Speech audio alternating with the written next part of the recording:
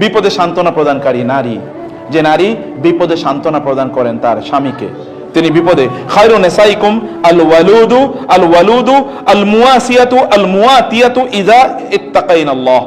ভালো করে শুনুন, রাসূলুল্লাহ সাল্লাল্লাহু আলাইহি ওয়াসাল্লাম তিনি বলেছেন, ইমাম বাইহাকি এবং সহিহুল জামে হাদিসটি এসেছে, এবং হাদিসটি ইমাম আলবানী রাহিমাহুল্লাহ তিনি তার as-সহিহাতে হাদিসটি উল্লেখ করেছেন, মানে আল আহাদিস as-সহিহা, এখানে তিনি হাদিসটি উল্লেখ করেছেন। হাদিসটি কি? খায়রু নিসাইকুম, তোমাদের নারীদের মধ্যে শ্রেষ্ঠ তারাই যারা আল ওয়ালুদ, যারা অনেক বেশি সন্তান দেয়, এবং আল ওয়াদুদ, যারা স্বামীদেরকে অনেক বেশি ভালোবাসে, আল মুয়াসিয়াতু, যারা তাদের স্বামীদেরকে সান্ত্বনা প্রদান করে, আল মুয়াতিয়াতু, এবং যে সকল নারীরা তাদের স্বামীদের আনুগত্য করে, ইযা তাকাইনাল্লাহ। ভালো করে শুনুন, তাহলে চারটি জিনিস, সন্তান বেশি দেয়া। আপনার যদি শারীরিক সক্ষমতা থাকে, যদি অসুস্থ থাকে তাহলে তো ভিন্ন কথা, কিন্তু শারীরিক সক্ষমতা থাকলে সন্তান বেশি নিয়েন। বোনেরা, আমি আবারও বলি, ভালো কিছু মানুষ আপনাদের মাধ্যমে আসুক না এই পৃথিবীতে, ভালো কিছু মানুষ আসুক আপনাদের মাধ্যমে, এবং স্বামীদেরকে বেশি বেশি ভালোবাসা শো করুন, ভালোবাসা প্রদর্শন করুন। এটা মানে এই ভালোবাসার বিভিন্ন ধরনের এক্সপ্রেশন আছে, এটা জানা দরকার। ভালোবাসা কিভাবে নিত্য নতুন, মানে আপনি কিছু টেকনিক ডেভেলপ করেন, যে টেকনিক আপনি ভালোবাসা শো করবেন, এটা করা দরকার। এবং আল মুয়াসিয়াতু, যেটা বলেছি, তার কোনো কষ্ট হলে আপনি দ্রুত সেই কষ্টে সাড়া দেন। স্বামীর যদি একটু শরীরটা খারাপ হয়, দ্রুত তার কাছে যাবেন, দেরি করবেন না। এটা ক্ষতি, এটা পারিবারিক বন্ধনটাকে দুর্বল করে দেয়। আপনার পারিবারিক বন্ধনটা স্ট্রং করাটাই হলো আপনার সফলতা। আপনার সফলতা পারিবারিক বন্ধনটাকে স্ট্রং করা বা শক্তিশালী করা। অতএব এটি আমাদের করতে হবে। আর তার অধিকার পূরণে সবার চেয়ে বেশি অগ্রগামী। আমাদেরকে অনেক সময় অনেকে প্রশ্ন করেন যে আমার বাবা মার অধিকার বেশি নাকি আমার স্বামীর অধিকার বেশি। ভালো করে শুনবেন, স্বামীর অধিকার বেশি। এমনকি যদি স্বামী যদি বলেন যে তুমি তোমার বাবার বাড়িতে যাবা না, তাহলে যাবেন না, ওনার অনুপস্থিতি চান। উনি যদি বলেন তার সাথে যোগাযোগ করবেন না, ওনার এই কথা বলা হারাম, এটা কবিরা গুনাহ, এটার জন্য উনি গুনাহগার হবেন। কিন্তু আপনি ওনার সামনে কথা বলবেন না, ব্যাস। আপনি আলাদা কথা বলুন, আপনি ওনার সামনে বলার দরকার নাই।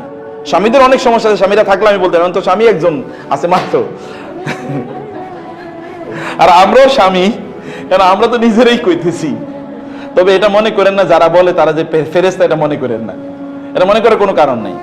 আমরাও ফেরেশতা না, কেউ ফেরেশতা না, ত্রুটি বিচ্যুতি সবার আছে। কিন্তু আমি আগেই বলেছি, আল্লাহ যেন আমাদেরকে এই কথাগুলো সবচেয়ে বেশি আমল করার তৌফিক দান করেন, আল্লাহুম্মা আমিন। বোনেরা, সেই জন্য আমি বলছি যে এখানে আমাদের যেটা করা দরকার তা হলো আমরা যেন তাদের প্রায়োরিটি আমরা যেন প্রদান করি।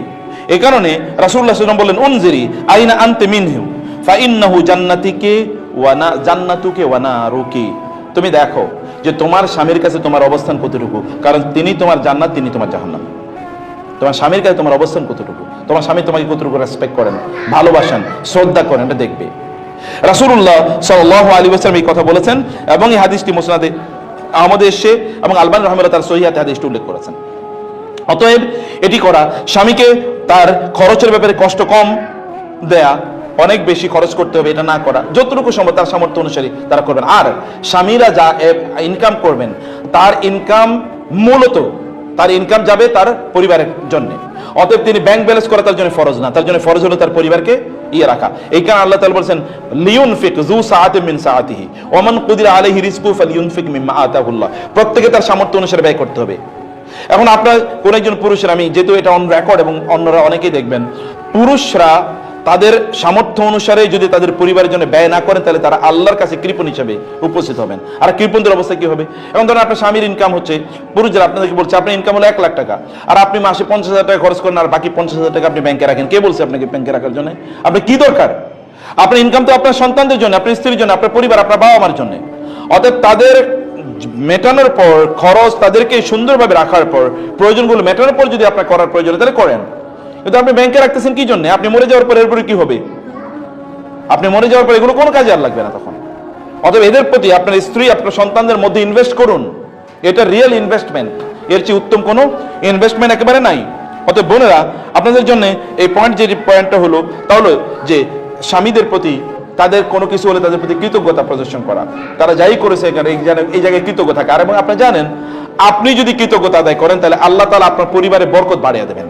লা ইন শাকারতুম লা আযীদান্নাকুম। তোমরা শুকর আদায় করলে আমি তোমাদের এই বরকতগুলো আরো অনেক অনেক বাড়িয়ে দেবো। আপনার স্বামীর ইনকাম বাড়বে যদি আপনি কৃতজ্ঞতা আদায় করেন। কৃতজ্ঞতা আল্লাহর আদায় করুন, স্বামীর কৃতজ্ঞতা আদায় করুন। মাল্লাম ইয়াশকুরিন নাস লাম ইয়াশকুরিল্লাহ। কেউ যদি মানুষের কৃতজ্ঞতা আদায় না করে তাহলে সে আল্লাহর কৃতজ্ঞতা কিভাবে আদায় করবে? আদায় করতে পারবে না, ওই দক্ষতা বা যোগ্যতায় তার থাকবে না। তাদের কৃতজ্ঞতা আদায় করা খুবই গুরুত্বপূর্ণ। তাদেরকে সম্মান দেয়া, তাদেরকে কোন অবস্থায় কষ্ট প্রদান না করা। রাসূলুল্লাহ সাল্লাল্লাহু আলাইহি ওয়াসাল্লাম বললেন, লা তুজি ইমরাতুন যাওজাহা ফি দুনিয়া ইল্লা ক্বালাত যাওজাতু ফিল হুরিল আইন মিনাল হুরিল আইন লা তুজিহি ক্বাতালাকিল্লাহি ফাইন ক্বাতালাকিল্লাহু ফাইন্নাহু হুয়া ইনদাকি দাখিলুন ইউশিকু আন ইউফারিকাকি ইলাইনা। যখন কোন নারী তার স্বামীকে যদি কষ্ট দেন, তাহলে জান্নাতের হুররা বলতে থাকেন, তোমাকে আল্লাহ ধ্বংস করে দিই, তুমি কেন ওই লোকটাকে কষ্ট দিচ্ছ, তুমি কেন ওই লোকটাকে কষ্ট দিচ্ছ। এ কারণে এটা সহিহ হাদিস। এখানে আমরা বলছি যে কোন অবস্থায় আমরা যেন আমাদের স্বামীদেরকে যেন কোন অবস্থায় কষ্ট না দেই, এবং তাদের বাড়িতে ওয়াকারনা ফি বুয়ুতিকুন্না ওয়ালা তাবাররাজনা তাবাররুজাল জাহিলিয়াতিল উলা, ঘরে বেশি বেশি থাকা, অপ্রয়োজনে ঘর থেকে, স্বামীর ঘর থেকে বের না হওয়া, প্রয়োজনে অপ্রয়োজনে বিভিন্ন জায়গায় ঘুরতে বেড়ানো, এগুলো অনুমোদন। যদি স্বামী অনুমোদন তাহলে ভালো কথা, আদারওয়াইজ আপনি বেশি বেশি আপনার বাসায় থাকুন, এতে আপনার কল্যাণ অনেক বাড়বে, বরকত অনেক বাড়বে। আপনি তো সুখ চান, আপনার সুখ এতে অনেক অনেক বাড়বে। এবং স্বামীর গোপনীয় বিষয়গুলো, এগুলো কোনো জায়গায় মানে কোনো জায়গায় এগুলোকে শেয়ার না করা, এবং স্বামী সন্তানদের প্রতি প্রচন্ড স্নেহশীলা থাকা, যেটা আমি আগেও বলেছিলাম। এই কাজগুলো আমাদের প্রচন্ড গুরুত্বপূর্ণ, এগুলো আমাদের করা দরকার। আর যে কাজগুলো আমাদের করা হারাম বা নিষিদ্ধ, এরকম অসংখ্য মানে আমরা কিছু বদ চরিত্রের কথা আমরা বলেছিলাম, যেগুলো নারীদের মধ্যে থাকা রাসূলুল্লাহ সাল্লাল্লাহু আলাইহি ওয়াসাল্লাম নিষিদ্ধ করেছেন, সেগুলো যেন আমাদের মধ্যে না থাকে। This is important. বিবাহ পরবর্তী কিছু দায়িত্ব, স্ত্রীর প্রতি স্বামীর কি কি দায়িত্ব আছে, আমি শুধু পয়েন্টটা আপনাদেরকে বলে রাখি। এর মধ্যে 1 নম্বর দায়িত্ব হচ্ছে পরিবারে ইসলামী অনুশাসন প্রতিষ্ঠা করা। এটা স্বামীদের কাজ, পুরুষদের কাজ। পরিবার যেন ইসলামিক অনুশাসনে চলে, এটা নিশ্চিত করতে হবে। 2 নম্বর হচ্ছে হাসি মুখে থাকা এবং উত্তম ভাবে কথা বলা। সারাদিন কাজ করে এসেছেন, এই জন্য চেহারাটাকে একেবারে গোমড়ামুখী করে রাখতে, তাকানো যায় না, মনে যেন পুরো মানে অমাবস্যার রাতের কালো অন্ধকার তার মুখের উপর এসে এবার মানে কালিমা যুক্ত করে রেখেছে গোটা মুখে। না, আপনি কষ্ট করছেন কাদের জন্য? যদি আপনি বলে থাকেন যে আমি আমার স্বামী, আমি আমার স্ত্রী সন্তানদের জন্য কষ্ট করছি, তাহলে তাদের সামনে নিয়ে চেহারাটা আপনি খারাপ করে রাখবেন। চেহারাটা তো তাদের বাইরে কষ্ট থাকলেও ভিতরে হাসি মুখে প্রবেশ করবেন, যেন ভিতরে এনভায়রনমেন্টটা কি এটা জান্নাতি এনভায়রনমেন্ট হয়। এটি আমাদের করা দরকার। 3 নম্বরে হচ্ছে উত্তম ব্যবহার করা, প্রত্যেকের সাথে উত্তম আচরণ করবেন। আমি আমার নানা নানিকে দেখেছি একজন আরেকজনকে আপনি করে কথা বলতে, তুমি জীবনও শুনি নাই, তুই তো শুনিই নাই জীবনে পড়বে, মানে আপনি করে বলতে শুনেছি। মানে একজন আরেকজনকে, আগে এরকম ছিল এবং সেখানে ভালোবাসাও ছিল, তাই না? আমরা তুমি করে বলি, তাতে কোনো নিষিদ্ধ না, কিন্তু তুই আইলো কেন, মানে তুই আসলো কেন, তার মানে শ্রদ্ধাটা কোন লেভেলে আইসা পৌঁছে বলেন তো এটা। আচ্ছা, এটা আমাদের করা দরকার।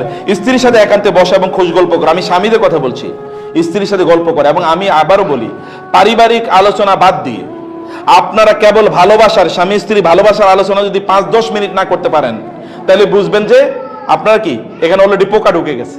আমি আপনাদেরকে বলবো, বোনেরা বাজারে যাবেন, সুন্দর সুন্দর বই আছে, বিলিভ মি। আমাদের আজকে 2টা বই আছে এখানে। এটা হচ্ছে মায়েরা, আসলে সোনালী যুগের এই যে বড় বড় মানে ইসলামিক স্কলার যাদের কথা বললাম, তাদের মায়েরা কিভাবে তাদের সন্তানদেরকে লালন পালন করেছেন তার উপর একটা বই। আর একটা হলো গোটা জীবন জুড়ে নাসিহা দরকার আমাদের, কোন পদ্ধতিতে আমাদের জীবনটা পরিচালনা করবো। দুটো বই আপনারা নিয়ে যাবেন, এটা মাস্ট রিড। বাসায় বসে পড়বেন, বাচ্চাদেরকে নিয়ে পড়বেন, পড়াবেন, এবং অন্যদেরকে আপনারা গিফট করবেন, আত্মীয় স্বজনদেরকে, বন্ধুদেরকে গিফট করবেন, বান্ধবীদেরকে গিফট করবেন। অন্য কিছু গিফট করছেন, হাদিয়া, বই, মানে অন্য কিছু যেটা আপনারা ঈদের সময় দিতেন, বাবাকে বই, 1-2টা বই তাদেরকে দেন, কালচার তৈরি হোক। আমি আমার জীবনে দেখেছি বাংলাদেশের একজন বড় ইসলামী ব্যাংকের প্রতিষ্ঠাতা সহ ইসলামিক ইউনিভার্সিটিগুলোর প্রতিষ্ঠাতার মধ্যে একজন, এত বড় স্কলার বাংলাদেশে খুব কম এসছে। আমাকে বলতে, চাচা আমি প্রতি মাসে 30-40 হাজার টাকার বই গিফট করি। আমি বললাম সুবহানাল্লাহ, সাদাকা জারিয়ার কি বিশাল বড় কাজ।